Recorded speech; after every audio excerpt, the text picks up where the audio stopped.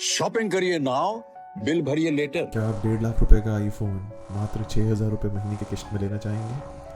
क्या आप 10 लाख रुपए की कार मात्र 10,000 रुपये मंथली EMI में लेना चाहेंगे? अगर आप ये सारी चीज़ें सुनते हैं तो ये वीडियो आपके लिए है।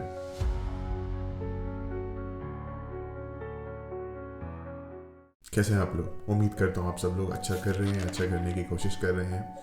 आज हम बात करने वाले हैं EMI या फिर नो कॉस्ट EMI। आखिर ये सारी चीज़ें क्या है? आखिर बैंक हम पे इतनी दयालु क्यों हो रही है और कंपनियां हमें लगभग नो कॉस्ट यानी कि ज़ीरो इंटरेस्ट पे हमें ये सारी चीज़ें हमारे ऊपर लुटाई क्यों जा रही है? चलिए समझते हैं इस चीज़ को। सो EMI कुछ नहीं, EMI बेसिकली आपका मंथली इंस्टॉलमेंट होता है।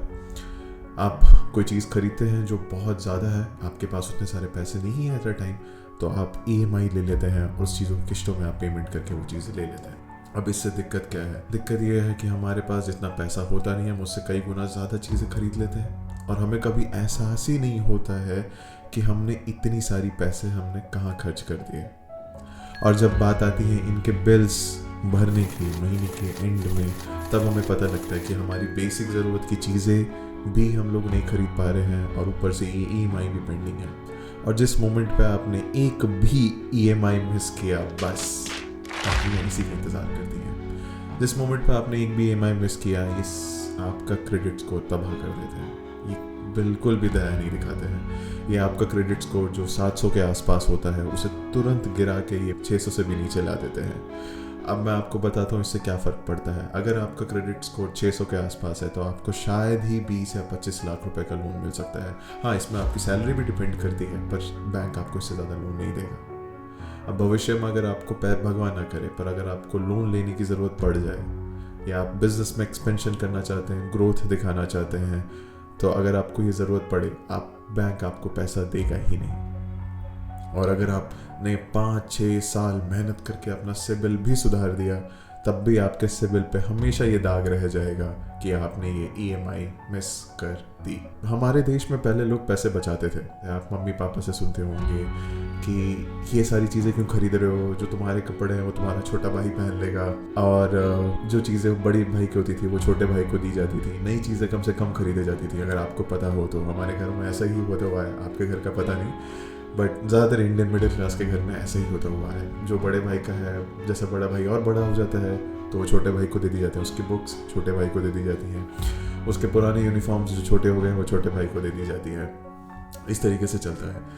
पर आज के डेट में क्या है, EMI ने चीज़ें इतनी आसान बना दी, इतनी एक्सेसिबल बना दी है कि हमें खुद के स्पेंडिंग पे कंट्रोल होता ही नहीं है। जिस वक्त हम कोई नया जूता या कोई नए कपड़े या कोई नई गाड़ी अगर मन कर रहा है, अगर देखते हैं, तो हम तुरंत उसे लेने की कोशिश करते हैं, बजाय उसके की सोचने की कि हमारे अगले महीने के खर्चे कहाँ से आएंगे। आपने ये TV भी ऐड बहुत देखा होगा कि ये आपकी फ्यूचर की सैलरी से ये आ रहा है। आखिर फ्यूचर की सैलरी भी तो फ्यूचर के एक्सपेंस के लिए, फिर फ्यूचर के एक्सपेंस का कौन सोचता है? ये भी चीज़ है। तो क्या EMI अच्छा है या बुरा है? सवाल है ना। EMI अच्छा है ना बुरा है, ये डिपेंड करता है कि आप किस चीज़ के लिए उस EMI का इस्तेमाल कर रहे हैं। अगर आप वो चीज़, अगर आप एसेट बिल्ड करने में उन EMI का इस्तेमाल कर रहे हैं, कैश फ्लो अगर आपके जेब में उस लोन से पैसे आ रहे हैं, that is called good date. या फिर अगर आप उस चीज़ से वो खरीद रहे हैं जिससे आपका स्किल इम्प्रूव हो सके, आप लैपटॉप खरीद रहे हैं या कोई डिवाइस, कैमरा या कोई भी ऐसी चीज़ जिसकी आपको ज़रूरत हो और वो चीज़ आपके प्रोडक्टिविटी और स्किल में इम्प्रूवमेंट दे रहा है, एनहांसमेंट दे रहा है, तो ऐसे लोन्स और ऐसे EMIs ज़्यादा अच्छे हैं, बजाय उसके कि आप कुछ बस फ्लैशी इलेक्ट्रॉनिक डिवाइस खरीद रहे हैं क्योंकि मार्केट में नए आए हैं। पुराने आईफोन बेकार हो चुके हैं तो हमें नया आईफोन चाहिए। आईफोन 17 के बाद 18, 19, 20 ये सीरीज़ पता नहीं कब एंड होगा, पर जब तक ये कंपनी चल रही है तब तक नए नए सीरीज़ लॉन्च होते जाएंगे, या फिर मार्केट में नए नए इलेक्ट्रॉनिक्स आएंगे, नए नए हेडफोन्स आएंगे। अगर आप इन सब चीज़ों के लिए ले रहे हैं तो आप गलत कर रहे हैं। हाँ, आप शौक के लिए एक बार ले सकते हैं, पर आप बार बार ले लेके इस सब चीज़ों में फंस जाएंगे। तो ये चीज़ आप समझिए, ये EMI का ट्रैप है। आपको EMI शुरू में ज़्यादा नहीं लगेगा। आप सोचेंगे 1,000 रुपये महीना, 2,000 रुपये महीना, क्या बड़ी चीज़ है यार, इतना तो मैं एक बार में कहीं बाहर दोस्तों के साथ घूमने जाता हूँ तो इतने पैसे मेरे खर्च हो जाते हैं। बिल्कुल सही बात। तो आप सोचते हैं कि ये पैसा मैं इधर डाल दूँगा, पर आप कंट्रोल ही नहीं कर पाते हैं। प्रॉब्लम EMI के साथ यही है, आप बहुत सारी ऐसी ऐसी चीज़ें खरीद लेते हैं और जिस मोमेंट पे आप एक से ज़्यादा आप क्रेडिट अपने नाम पे लेने लगते हैं, आप ज़्यादा से ज़्यादा चीज़ें बोरो करने लगते हैं बैंक से, बैंक भी देखता है कि आपने ज़्यादा क्रेडिट उठाया है, वो आपके सिबिल स्कोर पे वो हथौड़ा मारते हैं। कुछ लोग बोलेंगे ओ डूड ऐसा क्या है, मैंने तो EMI लिया था, मैंने अपने EMIs पे कर दिए एंड सी मेरे सिबिल स्कोर बिल्ड हुआ। अच्छी बात, सिबिल स्कोर ऐसे ही बिल्ड होता है, आप जितने ज़्यादा लोन लेंगे टाइमली पेमेंट करेंगे बढ़ेगा। पर सवाल ये है, क्या सारे लोग सही समय पे अपना पे कर पाते हैं? नहीं, सारे तो छोड़ दीजिए, मेजॉरिटी भी नहीं कर पाती है। मेजॉरिटी ऑफ लोग जो है अपने आज तक क्रेडिट कार्ड्स के बिल आज तक भर ही रहे हैं। वो सारी चीज़ें जो उन्होंने खरीदी जिसकी कोई कीमत नहीं थी, बैंक उसको उठा के वापस ऑक्शन कर देती। उनकी गाड़ी जो उन्होंने इतनी प्यार से खरीदी थी, बैंक उसको ले जाकर वापस ऑक्शन करती, सिर्फ इस बात से कि वो EMI भर नहीं पाए। वो गाड़ी बैंक को सरेंडर कर देते हैं, या आईफोन वगैरह ये जो डिवाइसेस जो आप ले रहे हैं, पर्सनल लोन ले रहे हैं, बहुत सारे ऐसे लोग हैं उनका मोबाइल फ़ोन लॉक हो जा रहे हैं। कुछ एंड्रॉयड फ़ोन्स हैं जो चाइनीज़ ऐप के थ्रू आता है, ये तो और भी ज़्यादा दर्दनाक चीज़ है। अगर आप किसी चाइनीज़ ऐप के थ्रू लोन ले रहे हैं, कृपया करके अवॉइड करिए, या RBI रजिस्टर्ड ऐप से आप लोन लीजिए अगर आपको इंस्टेंट लोन लेना है, क्योंकि इसमें कंपाउंडिंग बहुत ज़्यादा लगाते हैं और ये लोग कोई इनके पास एथिकल स्टैंडर्ड्स नहीं होते। ये आपके घर पे आ जाएंगे या आपसे बदतमीज़ी करेंगे या आपके ऊपर हाथ मुक्के लात सब चला देंगे। ये आपको इतना तोड़ देंगे कि आप इनका लोन देने पे मजबूर हो जाए।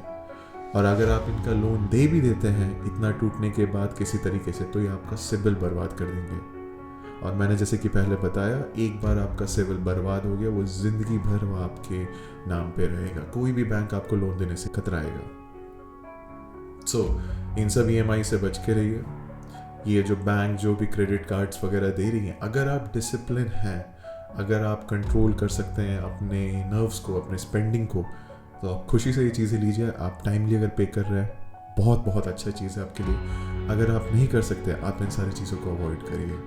और क्रेडिट कार्ड या ये सारी चीज़ों से आप वही चीज़ खरीदिए जो आपके लिए नेसेसरी है, जिसके लिए आप अपना पैसा निकाल के भी खरीदने वाले थे। जैसे ग्रोसरी हो गया, ग्रोसरी आपको खाना ही है, तो आप ये पेमेंट आप क्रेडिट कार्ड से करिए। आप अलग अलग क्रेडिट कार्ड ले सकते हैं जो आपको सूटेबल हो। मैं यहाँ कोई भी सजेस्ट आपको करने वाला नहीं हूँ। और जैसे ही आप ग्रोसरी खरीदिए, क्रेडिट कार्ड के बिलिंग साइकिल पूरा होने से पहले आप फुल एंड फाइनल पेमेंट कर दीजिए। ये था वीडियो आज के EMI पे। अगर आप और जानना चाहते हैं कि लोन को कैसे इस्तेमाल करें, आखिर अच्छे EMI क्या होते हैं, तो आप बताइए। हम आने वाली वीडियो हम लोग इसी पे बनाएंगे।